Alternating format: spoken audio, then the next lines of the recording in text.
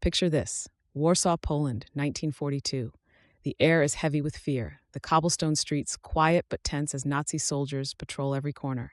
The city's Jewish population, once vibrant and thriving, has been forcibly confined to the Warsaw Ghetto, a place of unimaginable suffering, starvation, and desperation. It is here, amidst the darkest depths of World War II, that a remarkable woman steps forward to risk everything for the sake of humanity. Her name?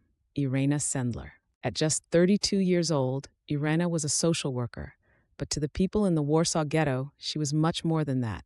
She was their beacon of hope, their lifeline to survival. Armed with little more than her courage and resourcefulness, Irena joined the Polish underground resistance and took on what many would call an impossible mission: saving Jewish children from the clutches of death. Every day, Irena walked into the ghetto under the pretense of performing sanitation inspections, her identification and network granting her limited access. But her true purpose? Smuggling children to safety, and the methods she used were both ingenious and harrowing. Infants were hidden in toolboxes or sacks, while older children learned to pass as Catholic orphans, memorizing prayers and adopting new names to blend into their surroundings. Some were smuggled out in coffins, emptied of their intended use, to ensure the Nazis wouldn't suspect a thing. Imagine for a moment the risks Irena faced.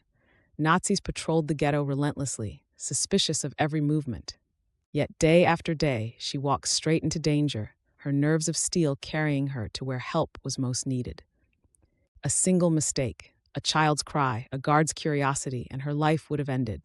But for Irena, the stakes were worth it.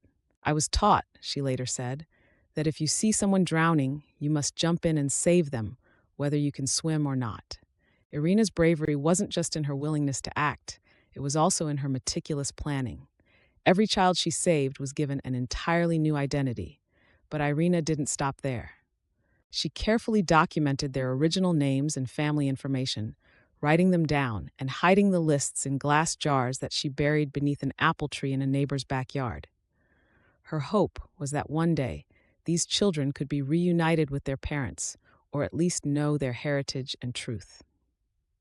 Through her efforts, Irena and her team saved approximately 2,500 Jewish children from certain death, 2,500 young souls who might never have had a future without her intervention. Think about that for a second.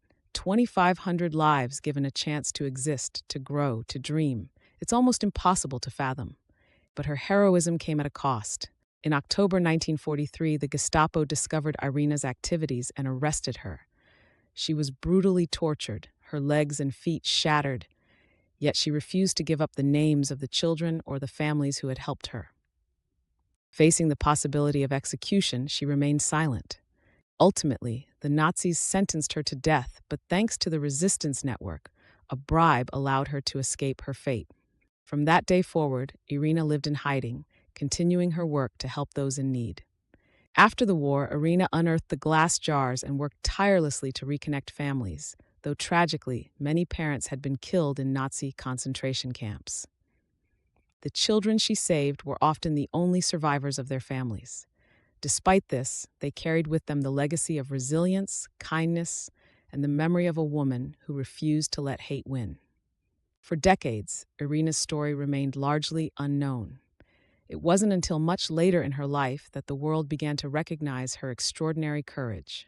In 1965, she was honored by Yad Vashem as one of the righteous among the nations, a title reserved for non-Jews who risked their lives to save Jews during the Holocaust.